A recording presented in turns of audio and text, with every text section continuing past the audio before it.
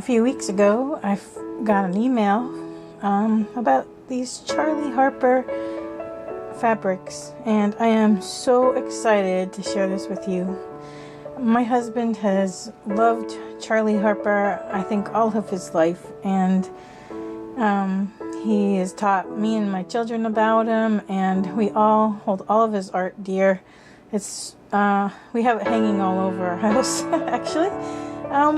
And when it came out in fabric, I was so excited because my husband would love to have a quilt out of this. And this fabric line that's out is called the Charley Harper Nurture series for Birch Fabric. And the colors are wonderful, and each of these fabrics is something nurturing and loving, and I can't imagine it in anything but a beautiful quilt. One of the really nice things about this fabric is it's 100% organic cotton, and it's treated with love, not pesticides. And the Birch Fabrics was created in an effort to provide an environmentally friendly cotton alternative to the quilting and crafting community, which is really great when you think of how you're snuggled up in a quilt and you're breathing in it and you're under it for a couple hours when you're in bed.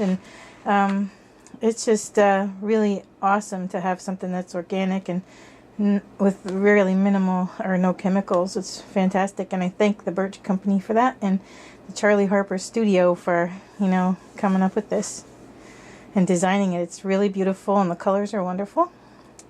And the Birch Fabrics is an interesting company, and they believe that sustainability of our planet begins with consciousness and can be successful with real action, and that's why their fabric is produced from 100% organic cotton, and it's also printed with low impact dyes. Now, when I first bought this, it was what I have laying here for you to see is their Fat Quarter special. So it has a little bit of everything. Actually, there are still many more fabrics, but this is the Nurture series. So it's got a lot of great things like the mama giraffe or the daddy giraffe looking down here on the baby. And we have the penguins with the same thing, the parent and the baby. Very loving. And there's birds and penguins and feathers and even koala bears. Those are so sweet. We even have this one pattern with the mice in amongst the leaves. It's got fall colors. And fox baby and parent. That is really precious. And one of my favorites, the little owl. Really cool. Okay, so we also have back here the elephant. And this is really a great one. I think that is really cute. Okay. So what I did when I first got these fabrics is I put them right in the washer. When I make a quilt, I want to make sure that there's going to be no shrinking, no running of the colors or anything. Nothing ran, and I think it was absolute minimum shrinkage, but I really want to make sure the fabrics are going to live well together, and then there's not going to be any surprises once I'm all done with the amount of work that goes into a quilt. Alright, so I washed them, dried them, ironed them, and then because some of them are so they have like a very big piece that I don't really want to cut them up into little quilt patches. I like the whole panel that came, the whole quarter, the fat quarter. So what I decided to do was there were 4 pieces that were like that were big enough that I really didn't want to cut them up. So I designed a quilt like this. So I got out the graph paper and the colored pencils, and away I went. So what I'm going to do here is take the 4 biggest pieces that I like that I don't want to cut up, and I'm going to put them down the center. And I happen to have a huge stack of jelly roll strips from lots of different projects, so I'm going to frame each piece out in jelly roll strips and approximate colors. Like I have all the same color in gray and brown and different prints, but there's a couple that I don't have, like 2 whole strips to go around everything, so I'm just going to use a scrappy technique. And the colors will be all blues or whatever, all yellows, but I'm going to just make it like a little bit scrappy. But my main thing is that these prints are so beautiful that I want to put them in their own frame as if they were hanging on a wall. So my center panels are going to be 18 by 20. And then I didn't even use all of these because I'm going to probably get another quilt out of this. So I took half pieces, 10 by 18, along the sides here. So there's going to be 8 pictures flanking the 4 center pictures. So what I'm going to do right now is I'm going to add all the frames. I'm going to cut all the pieces and sew them together. And I'll come back and show you those. And then after that we'll assemble it and quilt it. Okay, thank you. Okay, now we've got all of the panels framed. The 4 center ones are really huge and they've got these really cute designs, and we wanted to make sure we could showcase all of those, and we tried to match the color of the frame a little bit so it would help accent everything, but we don't want the frame pieces that are bumping up against each other to be the same color, so that's why we drew it out on a little bit of graph paper and used some colored pencils.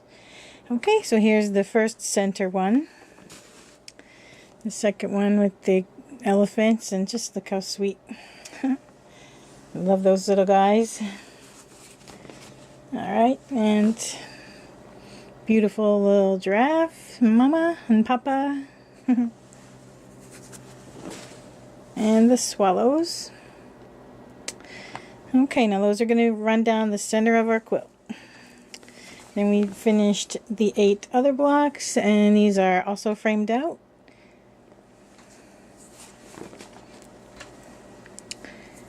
Okay, and there's going to be 4 flanking the center, 4 on each side. And notice how I only had enough strip to do like 2 sides, but it looks good. These are all nice masculine colors, actually. These are going to be a good guy's quilt here. And the owlies. And the foxes. Okay, now what we're going to do next is put them together in strips. So we're going to put 4 together here, and these 4 together, and these 4 together. And now we're going to make sure that the directions are correct, because these are very directional fabrics. They've got the koalas going, you know, in one direction. Nobody's like turned or anything. So we've got to make sure we get all the directions correct. Okay, these fabrics came from the charleyharperstudio.com/fabrics. Okay. And you're going to want to go there and check out all that they have, because they have not just the poplins that we're working from. They also have more poplin designs than we have here. But they also have knits, which would be great for like pants and pajamas and things like that. T-shirts. And they also have canvas too, so you can make some really great tote bags. We're probably going to do a couple more videos with these fabrics because they are just really fantastic. And as far as I know, this is the only place you can get them, from the charleyharperstudio.com. And you got to remember to spell Charley Charley. Okay? Alright, when we get this top all together, we'll be right back. Okay, so now all of the 12 blocks are together. And the size of this section, like just with no borders at all yet, is 50 inches wide by 85 inches long. So that's not really long enough or wide enough to be on a double bed. And if you wanted it for a throw, it would be okay. But we want to like make it fit on our bed. So I'm going to add a few more borders to it. And then I'll show you after we get that done. The total size I'm after is 90 by 108, which is actually a queen size quilt batting, but on a double bed it'll allow the quilt to hang nicely over the edge, and you'll have room to tuck it in the bottom. Okay, we've got this quilt on the long arm, and we've started to quilt the borders, and now we're into the blocks, and I just want to show you what we're doing. I kind of like to match the quilting design to the type of fabric. Like there's lots of swirls in this black one. There's hearts and things in the gold, and I wanted to use the heart theme anyway because of this nurture fabric. And then what I'm doing is I'm quilting around the 2-inch strip that we have here to show on the back it'll look like a frame. And then inside each one I'm trying to pick a pattern to stitch that would be complementary to the style. So here we have a big stippling pattern with the penguins, and they have like a rounded head and big long lines, so I tried to do rounded and then big long lines. Okay, now we get down to the owls, and there's just circles all over this, so that's really fun to do. And we just quilted a bunch of like circles, anything that would be one long continuous line. Okay, that's what makes it easier for the long arm, and actually the thread will stay in better if it's long. Now in the mice here, they reminded me, well, they're like supposed to look like fall leaves, and so I did a swirly and then like a leaf pattern here. All this is just freehand. You don't need any patterns for that. You just, you know, relax and draw your lines. I do want to tell you one thing about this organic fabric. It is fabulous to quilt on. The needle goes through really easily, and there's really no constant starting and stopping and breaking of thread. This is amazing fabric to quilt on. And here with the foxes, we got all these lines that are long and straight. So I did a stippling pattern that made them very long, but they still are intersecting kind of, and that was really fun to do. Okay, so when we get down to the other border, or a few more blocks, I'll show you what we're doing with them. Okay, now when we came to the center panel here, besides, you know, in keeping with the same border that we've got going with the hearts and swirls, we have this one panel that has all broken up, but they're sectioned off pictures. So I just chose to go with the lines in the pictures, you know, keeping them straight and blocked off. Then we get over here to these great giraffes, and what was really cool is I just decided I wanted to keep with the long lines we've got going here. So I was able to stitch right between the ears of those giraffes, the mama giraffes or the papa giraffes. So that really worked out well, and there's enough stitching here to keep everything okay when the quilt is washed, because it's at least 4 inches apart, and so that'll be really cool for that design. Now for these birds here and their nests and the barnwood in the background, I just went with the lines in the barnwood and even some of them between. So that'll also keep the lines that are in the picture. And then we got to the fun elephants here, and there's a lot of diagonals, so I just did some diagonal stippling, and that will keep the quilting good and also not interfere with the lines. And I think before I did this quilt, I watched the Charley Harper video where he tells about how he learned to draw and everything, and I think that I am having a spiritual experience with this quilt, because I'm hearing him, just the words that he said about how he did his drawings and everything, and this not only is just a quilt that I'm making, but I feel like I'm understanding the artist more, and I'm really getting a lot out of it personally. So all these beautiful fabrics, they're quilting well, everything's going well, and we're making a beautiful memory for my husband of all of the pictures that we've got hanging in the house. So it's a lot of fun. Okay, in our last row, we've got the cute koala bears, and I was able to just make the lines go right under and on top of the bears. So we did a center one and followed the black line, and then did those across. And then at the bird feeder here, we have followed the lines of the bird feeder, and that's pretty much it on that one.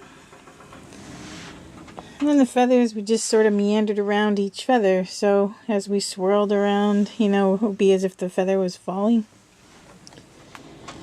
And then the penguins, we just followed above and below their feet, and somewhat of a little bit of a wavy line to give it a little, you know, like it looked like some kind of ground there. But it's amazing how absolutely precise Charley Harper's lines are. They are just perfectly straight in every direction. Okay, now we got just the borders to do on the outside of the quilt. Alrighty, I just want to show you on the border how we did some of the quilting, because this gold was really swirly and had hearts in it, and it goes with the nurture theme.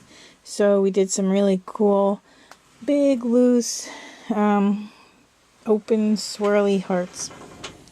That was a lot of fun, and there's really no special pattern. We just followed our heart and quilted away, and it was a lot of cool swirly hearts, and they all go with the theme of the fabric and the theme of the quilt. Okay, now we put binding on the quilt, and this goes around the whole edge, and then we put the label on. You should always label your quilts so that they'll know the date, who made it, and where it was made. So what I did is I made my own label. I had a little piece of this little giraffe fabric left, and I attached it to a cream color so I could write on it. And the easiest way to write on the label is to put like a label underneath it, like a little sticky stuff. And then it makes it easier for you to write. It's almost like writing on paper. You can peel it right off and then stitch it right down.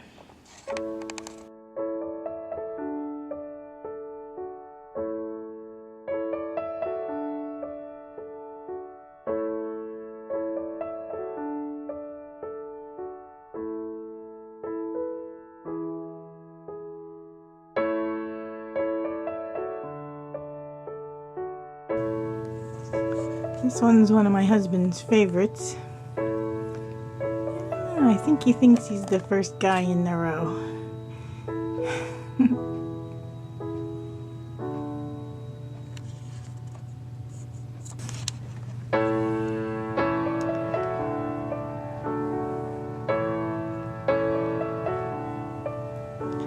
And here's the guy himself. There's your new quilt, Tom. How do you like it? How cool. I love you.